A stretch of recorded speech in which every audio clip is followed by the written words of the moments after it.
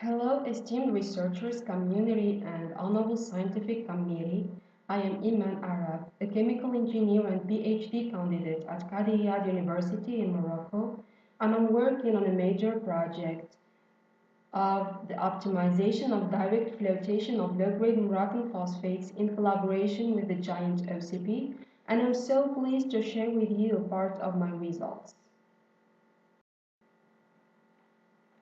Phosphate ore is an essential raw material for manufacturing phosphoric industrial products, and it is irreplaceable. It has been widely utilized in agriculture, chemical industry, food, pharmacy, and so on. The world's phosphate reserves total up to 70 billion tons. Morocco has the largest phosphate resources, a reserve of 50 billion tons, accounting for about 72% of the total amount. Approximately 75% of phosphate resources is attributed to sedimentary origin. The high-grade phosphate ore will go through the wet process and pyrogenic process, respectively, to obtain the intermediate products of phosphoric acid and phosphorus. Most of phosphate ores are not suitable for direct use in the acidulation process because they have a relatively low P2O5 content and generally contain a series of gangue minerals, mainly calcite, dolomite, quartz, and clays. Therefore, the industry of phosphate beneficiation is confronted with a great challenge: how to exploit these low-grade phosphate ores in economical and efficient way. So, the beneficiation techniques and reagents become extremely critical to achieve the selective separation of phosphate minerals. Now, which flotation process to use? Is it direct or reverse or maybe both?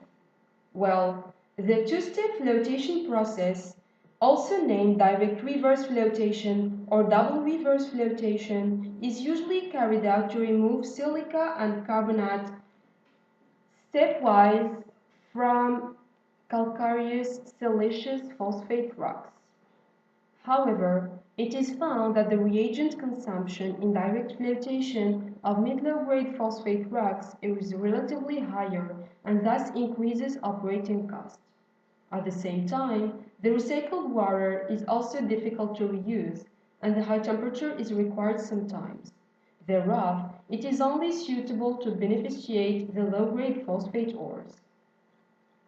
Many researchers addressed new formulations and tested the synergistic effect of reagents. In the light of these research works, a microflotation study was conducted to investigate promising reagents for low-grade Moroccan phosphate beneficiation.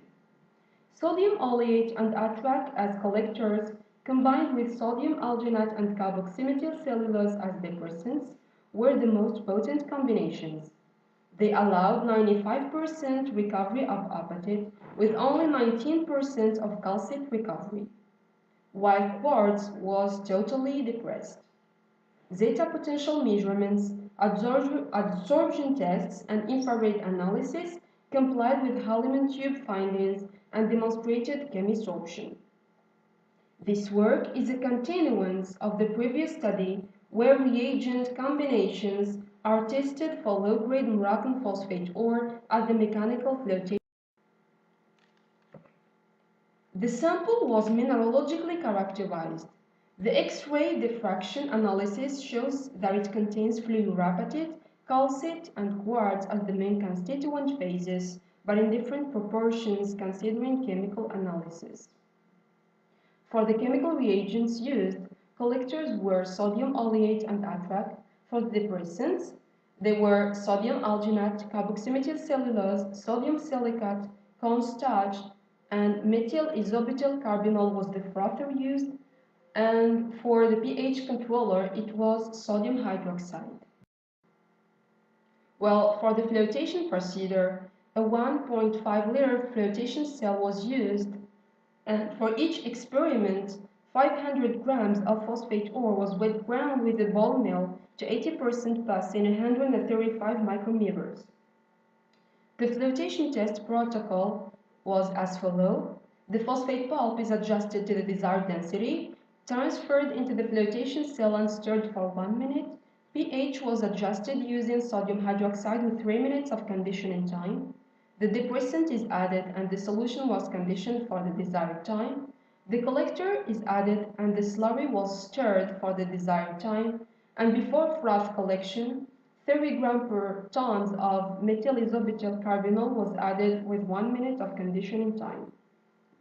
For the design of experiment, the control parameters are type of collector and depressant, their dosage, conditioning time, pH, disliming or not, flotation time.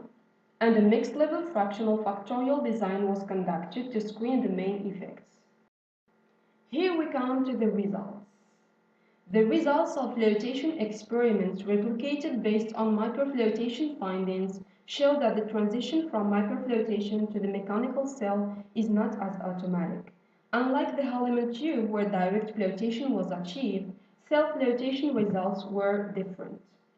The contradictory findings led us to suspect other parameters that may influence flotation response as attrition, solid content, and disliming. Considering the effect of attrition, attrition scrubbing is generally used as a pretreatment stage for the removal of clays and weakly bonded gangue minerals to clean the valuable mineral surface.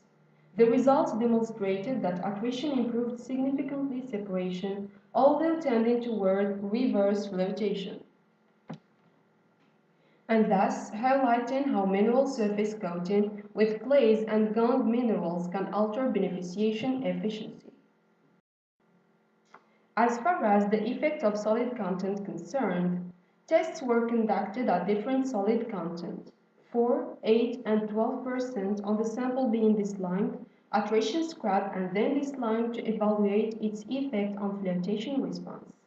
At the same operating conditions as attrition tests, the results show that the decrease in solid content from 12 to 4% does not significantly improve the P2O5 content.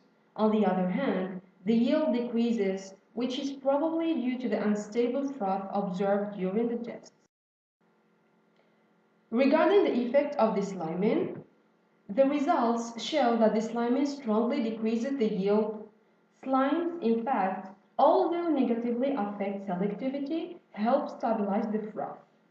During the flotation tests with the slime sample at 40 micrometers, the scum recovered becomes less charged around the first 5 minutes. As for the asymmetrical factorial design, since the examined parameters were not responsible for the reversal of the flotation response, the design of experiments with a broader scan of the factor levels has been developed. The experimental design was carried out in part so far, and the results presented relate to sodium alginate sodium oleate combination on the sample. We can conclude that, pending the results of the whole experimental design, the trend of this partial matrix shows that a reverse flotation is possible. The combination of sodium alginate sodium oleate favors reverse flotation with a slight selectivity for.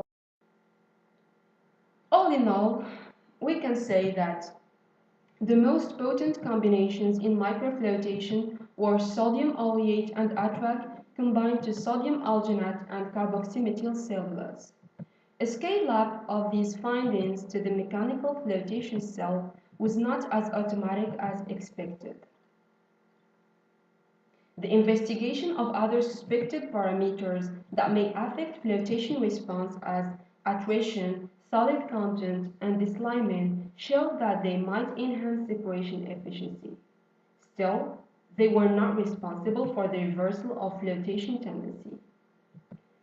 Partial matrix results of the mixed level design of experiments give the possibility of reverse flotation by sodium oleate sodium alginate combination. These contradictory findings may be due to the high degree of substitution in the crystal lattice of the phosphate mineral or to the finer liberation size as phosphate particles can contain fine carbonates inclusions. Therefore, conclusions considering the possibility of direct or reverse flotation will be drawn once the whole design of experiments is completed.